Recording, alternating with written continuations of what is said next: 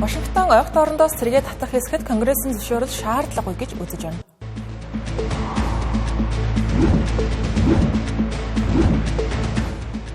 Герман улсын канцлер Фридрих Мерц Америк нэгдсэн улс дайныг дуусгах үр дүнтэй шийдэлгүй байна гэж шүүмжиллээ. Олон улсын атомын энерги агентлаг Иран улсын ураны нөөц цөмийн байгууламжуудад нэвтрэх шалгах эрх хүсэж байна.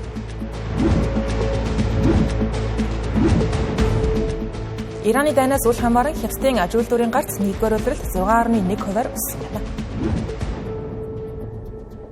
Ороймдрын үзэгчтэй олон улсад болж байгаа онцлог мэдээллээс орчлон хүргэдэг Тэнгэрлээсийн гадаад мэдээ эхэлж байна. Анхаарал хандуулна.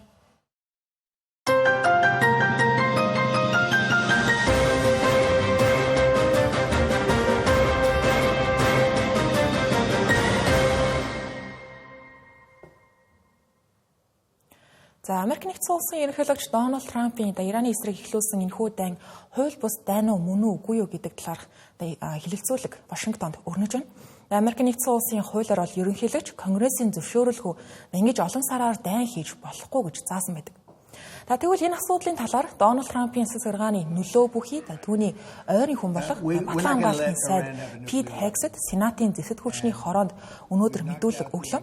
Энэ үеэр тэрээр хуулийн цорхойг ашигласан тун хачирхалтай тайлбар өгсөн байна. Санаа нь ерөнхийдөө Ирантай хийж байгаа дайнд дайрчлагдсан ойролцоогт орондод байрлаж байгаа Америкийн цэргүүдийг буцааж татах болоогүй. Конгрессийн зөвшөөрөлгүй байсан ч гэсэн хамаагүй тэндээ үлдэж үйл ажиллагаагаа үргэлжлүүлэх ёстой гэж хэлсэн байна. Учир нь 4-р сарын 8-ны өдөр гал зогссон. Энэхүү дайнд Америк нэгдсэн улсыг аль хэдийн ялсан гэж тэрээр үзэж байгаа юм. Одоо хилэлцээр хийх үе шат үлдэж байгаа энэ хугацаанд Америкийн цэргүүдийг болцсошгүй эрсдлээс сэргийлэх зорилготойгоор ойролцоогт орондод байлгасан хിവэрэ байх ёстой гэж дүүцсэн байна. Үүнийг тайлбарлая гэвэл хууль ярих шаардлагатай болон 1973 онд батлагдсан дайны эрх мэдлийн тухай хуулийн дагуу ерөнхийлөгч гадаад дахь цэргийн албан ажиллагааг эхлүүлснээс хойш 48 цагийн дотор Конгресст мэдэгдэх ёстой байна. Конгресс гэдэг нь өөрөө Америк нэгдсэн улсын хууль тогтоох дээд эрх мэдэл бүхий байгууллага. Дотроо дээд болон доод танхимтай, дээд танхимын сенат, доод танхимын төлөөлөгчдийн танхим гэж явдаг байна. Мөн 60 хоногийн дотор зөвшөөрөл авч чадаагүй тохиолдолд цэргүүдийг татан гарах үүрэгтэй гэдэгт заасан байдаг. Шаардлагатай тохиолдолд энэ хугацааг 30 хоногоор сунгаж болно. Энэ 60 хоногийн хугацаа 5-р сарын 2-ноор буюу маргаашаар дуусах болж байгаа юм. Тиймдээ ч энэхүү Америк нэгдсэн улсын улс төрчид Ираны дайныг хууль бус эсэх өргөжлүүлэх үгүй юу? Мөн анхнаасаа эхлүүлсэн шалтгаан нь юу байсан? Цаашдын нөхцөл байдал зэрэгт дөрвтөө анхаарч эхлээд байгаа нь инээ гэж хэлж байна. Пит Хексетийн хувьд 4-р сарын 8-нд гал зогссон. Тэгэхээр Конгрессоос зөвшөөрөл авах ёстой гэж 60 хоногийн хугацааж гэсэн ялгаагүй тухайн үеэр зогсох ёстой байсан гэж үзэж байна. Өөрөөр хэлбэл гал зогсчход байхад дайныг үргэлжилж яана гэж үзэн Конгрессоос зөвшөөрөл авсангүй гэж буруутгах зөвшөөрөл авахыг шаардах нь учир дутагдaltaй гэж үзсэн байна. Цаг хугацаагаар нь харах юм бол 2-р сарын 28-нд эхний зохиолт бүртгэгдсэн.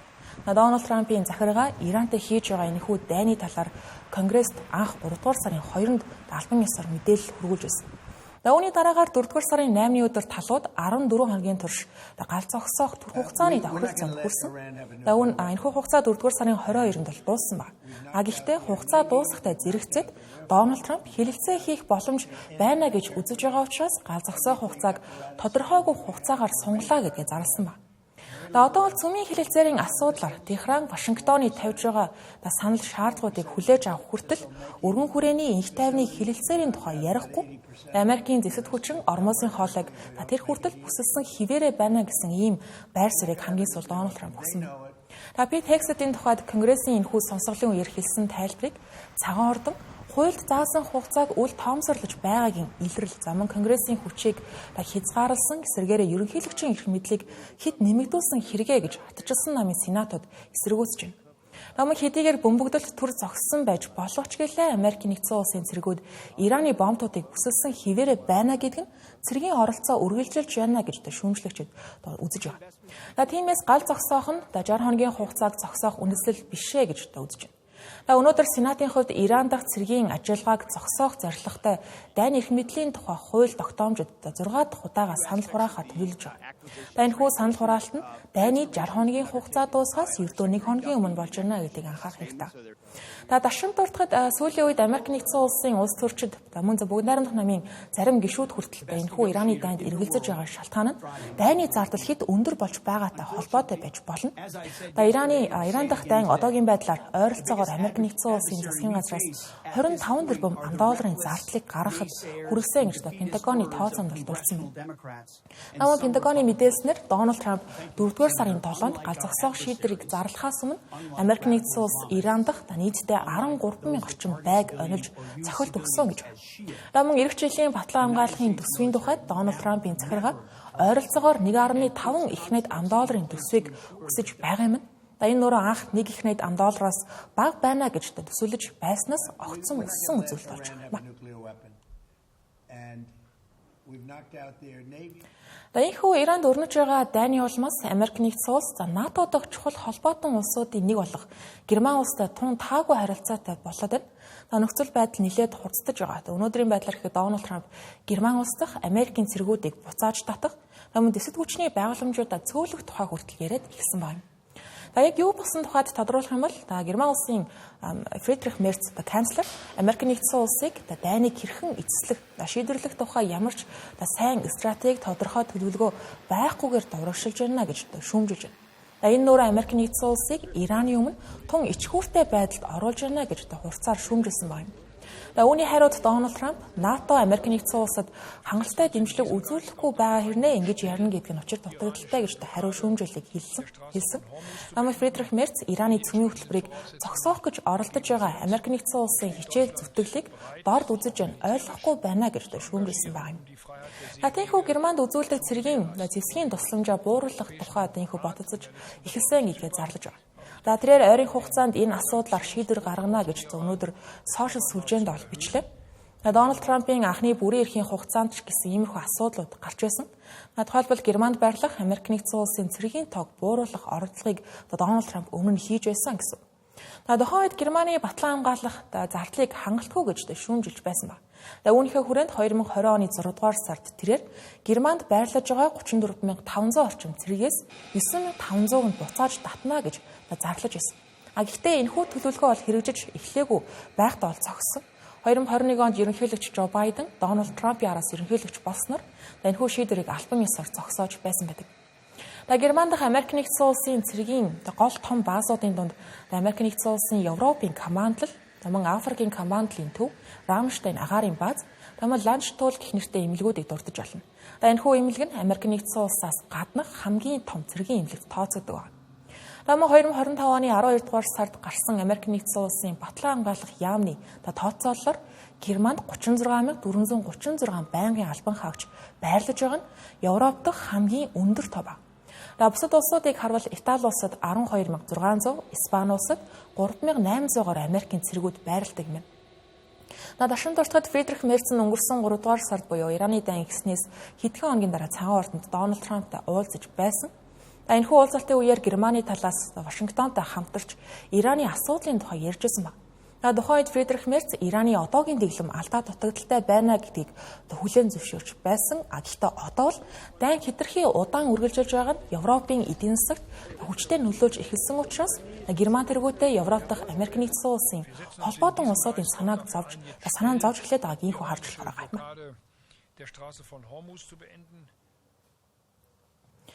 Дональд Трампын хувьд Ираны дайныг эхлүүлсэн шалтгаыг шалтгаан дундаа хамгийн том хүчин зүйлийг цөмийн зэвсгэнэ гэж хэлж байгаа. Өөрөөр хэлбэл Техраныг цөмийн зэвсэг бүтээхээс сэргийлэх зорилготойгоор энэ дайныг эхлүүлсэн гэж үздэг.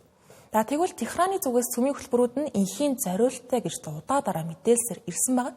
Тэгвэл Дональд Трампын энэ хатуу байр суурьнд хамгийн ихээр нөлөөсөн нэг судалгааг 7 улсын атом энерги агентлагаас өнгөрсөн онд гаргаж ирсэн. Тэгвэл энэхүү агентлагаас энэ 7 хоногт дахин хэвлэлүүдэд Ираны цөмийн хөтөлбөр ураны байршил хэмжээтэй холбоотой дахин мэдээллүүдийг өгч байна. Тодорхойлох юм бол Ираны өндөр баяжуулсан ураны ихэнх нь одоогоор Исфаханы цөмийн байгууламжид хадгалагдаж байх магадлал өндөр хэвээрээ байна гэсэн байна. 2025 оны 6 дугаар сард Израиль 12 хоногийн дайныг эхлүүлэх үед Исфахан дахь хяналт шалгалт мөн зогссон байдаг. Тэгээ 2025 оны 6 дугаар сарын 9-ний өдөр авсан хиймэл дагуулын зурагт 18 контейнер атсан ачааны машин Исфаханы цөмийн технологийн төвийн хонгил руу орж харагдсан юм. Тэгээ эдгээр контейнеруудад өндөр баяжуулсан уран байсан гэж судлаачид таамаглаж байгаа юм. Тэгээ Иран улс нь өөрөө цөмийн зэвсгийг үйл дэлгэрүүлэх тухай гэрээний гишүүн улс учраас цөмийн байгууламжуудаа олон улсын хяналтанд нээлттэй байлгах үүрэгтэй. Гэхдээ өнгөрсөн 6 дугаар сарын дайнаас хойш бүрэн хяналт шалгалт зогсоод байна. Тамир шинжээчдийн таамаглаж байгаагаар одоогийн байдлаар Иран улс 60% баяжуулалттай 440.9 кг ураантай байгаа нь зэвсгийн түвшний 90%-аас маш ойрцсон тоо байна. Тамин үүний ойролцоогоор 200 кг нь Исфаханы газар доор хонгилуудад хадгалагдаж байна гэж тооцоолж. Энэ хэмжээний нөөц нь Ираны эрх баригчид хэрвээ шийдвэр гаргах юм бол 10 хүртэлх цөмийн бөмбөгийг үйлдвэрлэх боломжтой байна. Техраны хувьд цөмийн хөтөлбөрөөр инхийн зориулалттай гэж үздэг. Өөрөөр хэлэх юм бол цөмийн байгууламжууд судалгаанд зориулсан гэдэг байна. Харин Дональд Трампын хувьд Америк нэгдсэн улсын зүгээс Иран цөмийн зэвсэг хөгжүүлэх боломж олохгүй байх нь энэхүү дайны хамгийн гол шалтгаануудын нэгэ гэж үздэг. Үүндээ ч одоо хүртэл хатуу зогсож байна гэсэн. Тиймээс Ираны өндөр баяжуулсан урааныг гадагш шилжүүлэх боломжийн талаар бусад улс орнуудтай хэлэлцээд эхэлсэн юм байна. Энэ асуудал нь улс төрийн тохиролцоо, цэргийн томоохон ажиллагаа шаардах нарийн түүхтэй асуудал болох төлөвтэй байна гэсэн. Америк нэгдсэн улс Ираны хооронд тохиролцоонд хүрэхийн тулд хамгийн чухал нь харилцан илтгэлцлээ гэдгийг олон улсын шинжээчид хэлж байна. Хоёр тал аль аль нь хэрэлцэх сонирхолтой байгаа боловч яг ямар зүйлсүүд дээр талууд буулт хийх зөвшөлдсөх тал дээр бол санал зөрөлдөөнтэй хэвээрээ байгаа нь хэрэлцээний хамгийн том гацааг үүсгээд байгаа юм. Ямар ч тач Америк нэгдсэн улсын төрийн нарийн бичгийн дарга Марко Рубио энэ 7 хоногт ямар ч хэлэлцээрт хүрсэн бай Ираныг цөмийн зэвсэг бүтээх боломжийг нь бүрэн хаасан ийм нөхцөлтэй байх ёстой гэсэн хатуу шаардлагыг дахин тодорхойллоо. Дэлхийд дээрээс хоёрт чагсдаг Хятад улсын эдийн засаг Ираны дайны улмаас чамгүй хохирол авна гэж олон нийтийн дунд хүлээлт таамаглал байсан бол үнэн. Гэсэн хэдий ч Хятадын аж үйлдвэрийн салбар 2026 оны эхний улиралд уламжлалт үйлдвэрийн салбаруудаас эхлээд шинээр хөгжиж байгаа өндөр технологийн салбарууд хүртэл өргөн үрийн тогтсон өсөлтийг харуулсан байна. Үүнийг албаных нь дотоод эдийн засаг, үйлдвэрлэлийн хүчин чадал, хэр хүчтэй байгааг харуулсан хэрэг боллоо гэж тодорхойлж байна. Гэхдээ богино хугацаанд ийм байж болох ч гэсэн урт хугацааны сөрөг үр дагавруудыг илэрч болохыг албаныхан үүсгэсэнгүй. Хятадын хөлөг онгоцны үйлдвэрлэлийн салбар энэ оны эхний 3 сард дэлхийд тэргүүлэгч байр суурь хадгалсан байна. Шинэ захиалгын зах зээлийн 70 орчим хувийг Хятадын усан онгоцны үйлдвэрүүд дангаар эзэлжээ. Цахилгаан автомашины экспортын салбарч мөн эрчимтэй тэлж байна. Эхний улиралд нийт экспорт 954 мянган нэгжид хүрч өнгөрсөн оны мөн үеэс 120%-аар өссөн байна.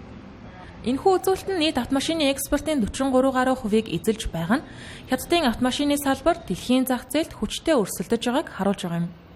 Энэ нь зөвхөн бэлэн автомашин биш, харин батарей, цахилгаан мотор, хяналтын систем зэрэг бүх бүрэлдэхүүн хэсгийг хамарсан гинжин үйлдвэрлэл Хятадд байна гэдэгтэй холбоотой. Аж үйлдвэрийн роботын үйлдвэрлэлч гэсэн ялгааг өсөж 33.2%-аар өмнөх оноос өссөн үзүүлэлттэй гарсан байна. Энэ нь үйлдвэрүүдэд ухаалаг машин, автомат системүүд өргөн нэвтэрч, хиймэл, оюун ухаан болон үйлдвэрлэлийн салбарын уялдаа хурдтай нэмэгдэж байгааг харуулж байна. Хятадын аж үйлдвэрийн бодлогын хүрээлэнгийн төлөөлөгч энэ өөрчлөлтийн талаар тайлбарлахдаа зөвхөн тодорхой салбарын технологийн дэвшилт төвлөрөхөө болж үйлдвэрлэлийн гинжин хэлхээ бүрэлдэхүүн хэсгээс эцсийн бүтээгдэхүүн хүртэлх үйлдвэрлэлийн процессыг зохицлоохыг оролцсон нь бодит үр дүнгээ өгч байна гэж тодорхойлжээ.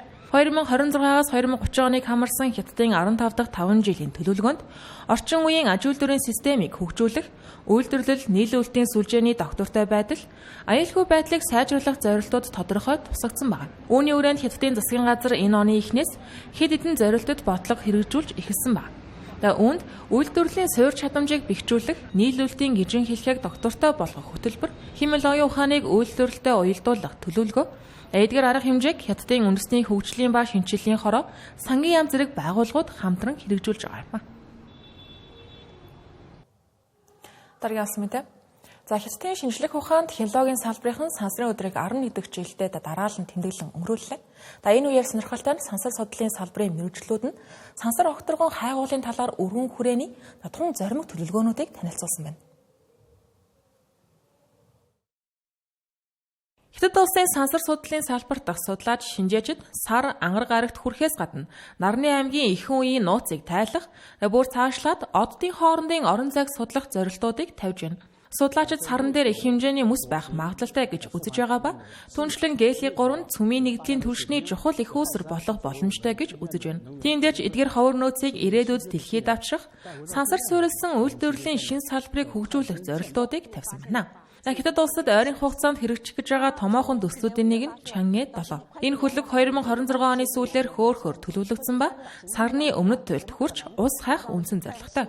Хэрвээ энэ даалгаврын үр дүнд саран дээр ус илрүүлбэл энэ нь хүн төрөлхтний түүхэндх анхны тохиолдол болох юм. Сарны судалгаатай зэрэгцэн Хятадын гариг хоорондын хайгуулч гэсэн эрчимтэй урагшилж байна.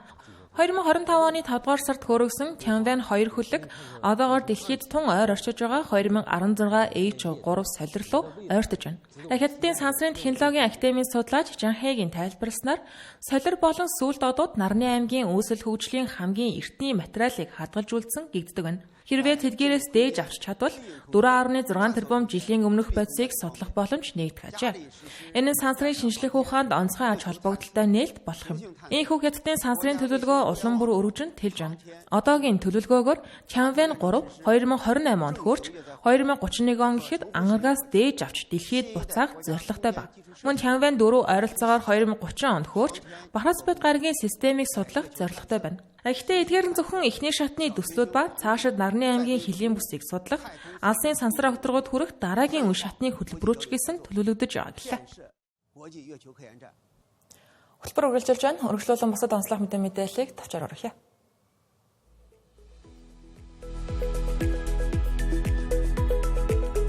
Мьянмар улсын ардчлалын бэлэг тэмдэг гэгддэг Нобелийн шагналд улс төрч Ан Сан Су Чиг гэрийн хорионд шилжүүлсэн байна.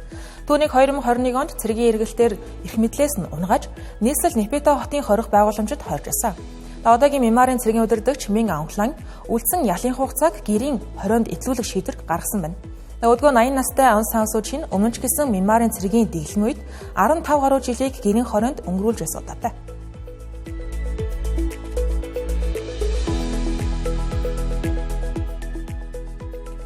Орос улбаны улсын хамгийн чухал үндэсний баяруудын нэг болох Ялалтын баярыг энэ жил танк Пуучин зэрэг зэвсэггүйгээр зохион байгуулах гэж байна. 5 дугаар сарын 9-нд Москва хотын төвдөх Улаан талбайд жил бүр зохион байгуулагддаг энэхүү парад нь дэлхийн 2 дугаар дайнд нацист Германыг ялсныг дурсан өнгөрүүлдэг өдрөө.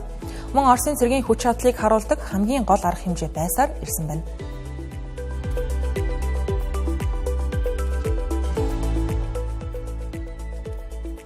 Америкийн нэгдсэн улсын засгийн газар улсынхаа тусгаар тогтнолын 250 жилийн ойг тохиолдуулан ерөнхийлөгч Дональд Трампын зураг бүхий тусгай паспорт гаргахаар боллоо. Төрийн департаментаас мэдээлснээр 25,000-аас 30,000 ширхэг паспорт гарах ба эхлээд Вашингтонд тараагдах юм байна. Энэ нь албан тушаалаа хашиж байгаа ерөнхийлөгчийн дүрсийг албан ёсны аялын бичиг баримтад оруулж байгаа анхны тохиолдол болж байгаа нь улс төрийн болон нийгмийн хүрээнд маргаан ихээр дагуулж байна. Үүнээс гадна $10 дэвсгэрчдээр гарын үсгийг нь оруулах, дурсгалын алтан зоос гаргах зэрэг санаачлагууд мөн яригдж байна.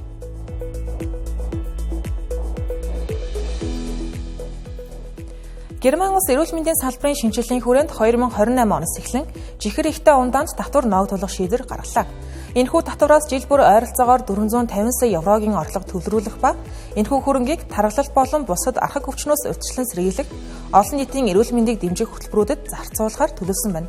Дэлхийн эрүүл мэндийн байгууллагаас олон улсад чихэртэй ундаа согтууруулах ундаа тамхины үнийн татварыг нэмэхийг зөвлөгөө. Одоогоор 100 гаруй улс ийм бодлогыг хэрэгжүүлдэг байна.